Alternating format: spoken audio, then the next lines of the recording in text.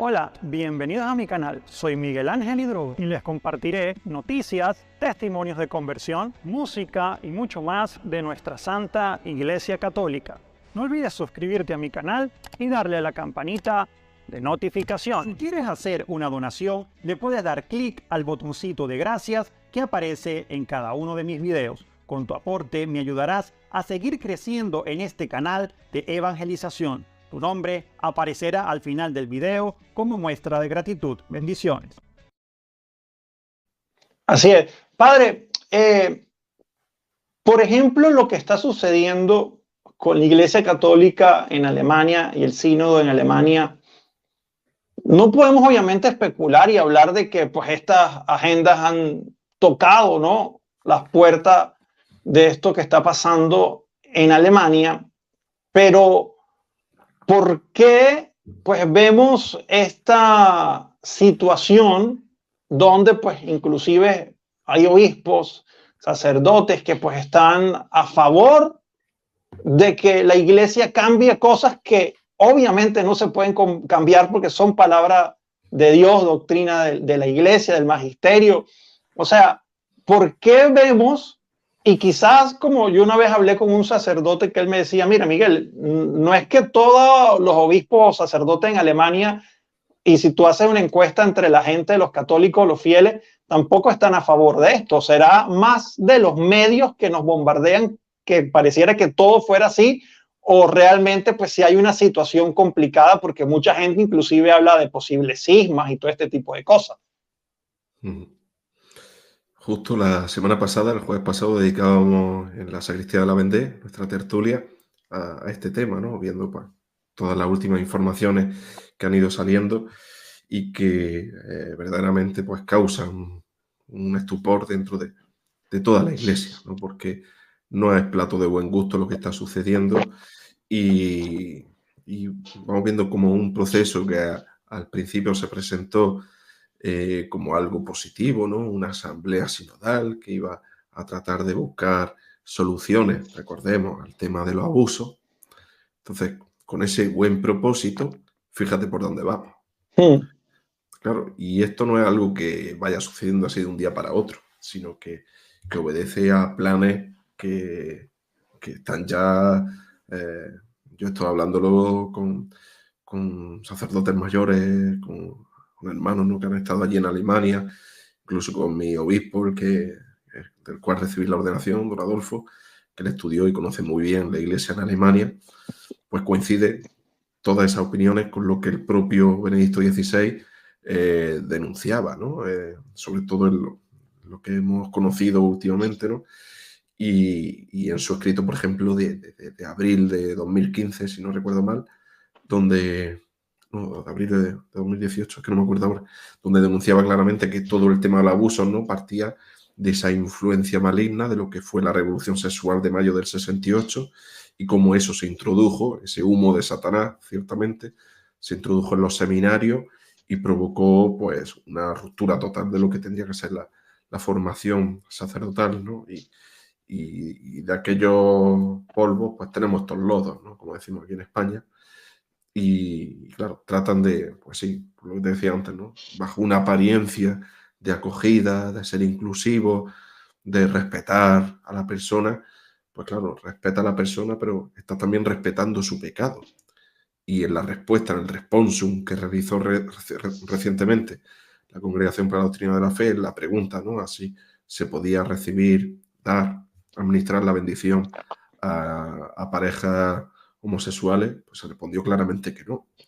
Y venía firmado por el Papa Francisco, ¿no?, con el beneplácito del Papa Francisco. Es decir, están esta gente que tanto se le llena la boca de iglesia en salida, de ir a las periferias, de la misericordia y demás, pues tratan de coger y realmente pues, pervertir lo propio que es del ministerio petrino, que es esa confirmación en la fe a los hermanos, ¿no? Están desobedeciendo claramente al Papa Francisco. Eso, por ejemplo, el padre Santiago Martín, no sé si lo conoces, que tiene también un canal de YouTube así muy, muy extendido, pues hace esa denuncia claramente, ¿no?, en esta semana, están desobedeciendo al Papa Francisco y que están llevando a cabo una ruptura con lo que es el depósito de la fe. Porque más allá de disciplinas pastorales que en cada lugar o en cada conferencia episcopal pueda llevar a cabo, aquí están rompiendo la comunión. Entonces, una ruptura de la comunión por ser acomodaticio al mundo, pues eso causa muchísimo daño, ¿no? Y claro, y eso haciéndolo desde una posición, digamos, de privilegio económico, de situación pues económica, financiera muy estable, claro, se pueden permitir estos lujos. Porque si esto pasase en otro sitio, a ver qué pasaría, a ver qué sucedería, ¿no? Pero bueno, yo creo que tenemos que rezar y seguir pidiéndonos por esa unidad, y que aquellos que quieran marcharse de la iglesia pues tienen la puerta abierta. Es tan fácil como eso. Padre, Es decir, ¿por qué? que no traten de confundir al pueblo de Sí, Dios. total, pero precisamente, padre, esa confusión, y a pesar de que hoy en día tenemos estas plataformas que permiten la formación, y pareciera que pues muchas personas tienen esa intención pues, de querer formarse, de conocer la iglesia, y hay veces que pareciera que eso fuera totalmente lo contrario. O sea, ¿en qué sentido? En el sentido de que vemos muchas personas eh, que reconocen al Papa Francisco dentro de la iglesia, hay otros que no, se dejan llevar que si por predicadores que dicen esto, que dicen lo otro. Hay algunos que acusan al Papa que no es tan fuerte en algunos temas, pero entonces cuando el Papa habla y dice que la homosexualidad es pecado, entonces no, que el Papa no tiene que hablar así. O sea, al final no se puede tener contentos a todo el mundo, y mucha gente dentro de la iglesia, tristemente, está pues escuchando voces por todos lados y están confundidos, porque acá a mí, por ejemplo, yo eso ayer lo dije en un en vivo, yo salgo felicitando al Papa Francisco su cumpleaños, o salgo felicitando al Papa por sus 10 años de papado, y recibo un mensaje donde la gente me dice, yo soy católico, pero no soy bergogliano, ese no es el verdadero Papa, la sede está vacante. O sea, ¿por qué se originó todo eso dentro de la iglesia, padre? Piensa que hay muchos intereses detrás, ¿no? Y gente que busca realmente, pues, cada uno desde sus posturas y demás, pues, convertir la iglesia en un reflejo de lo que puede ser la partitocracia, ¿no? Una serie de partidos, de postura ideológica, y eso proyectarlo en la iglesia. Y esa no es la realidad, ¿no? Aunque traten de hacerlo y traten de introducirlo y avancen en ello, pues realmente ese no es el orden que Cristo ha querido para su iglesia.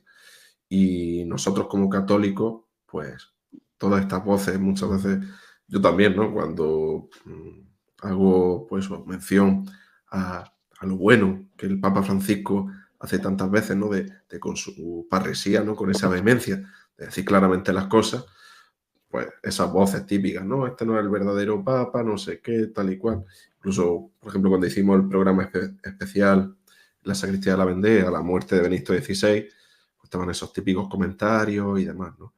Sí, sí, total. Y el padre Rodrigo Menéndez Piñar, que es, digamos, nuestro baluarte a nivel de magisterio y de dogmática, pues lo dijo muy claramente, ¿no? Aquí no hay cuestiones de sedevacantismo, benevacantismo o demás, ¿no? Eso por un lado.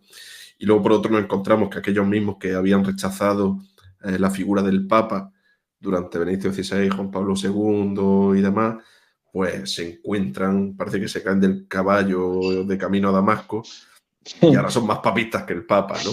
Entonces, claro, ahí es cuando ves que tanto por un lado como por el otro no hay, digamos, no hay una verdadera motivación de hacer iglesia, ¿no? De hacer crecer el testimonio cristiano, sino pues cada uno con su interés e intentar medrar.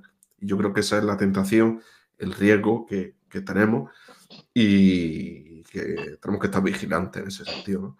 Hay que defender la santa tradición, hay que defender lo que hemos recibido, el depósito de la fe, pero eso no nos puede llevar a tratar de hacer de la iglesia un movimiento revolucionario. Jesús vino a poner orden, no a hacer la revolución. Jesús vino a restaurar lo que el pecado original había totalmente dado la vuelta, ¿no? Y por lo tanto, ese orden que quiere Cristo, que quiere el Señor para el mundo y para su iglesia, no podemos tratar de manipularlo con prejuicios y obcecaciones particulares, ¿no? Y ahí es donde el Señor claramente no lo dice en el Evangelio, ¿no? Quien está conmigo, pues adelante, ¿no? Y quien está contra mí, pues desbarra, acaba mal. Entonces, ahí es donde, más allá de si soy del Papa, soy de Apolo, soy de Pablo, soy de tal, hay que ser de Cristo. Y Cristo es la verdad. El problema es que si tanto por un lado como por el otro tratamos de romper la madeja, pues acaba mal. Porque lo que verdaderamente importa es la fidelidad a Cristo y a su iglesia. Y a partir de ahí, pues todo se dará por añadidura, como el mismo Señor dice.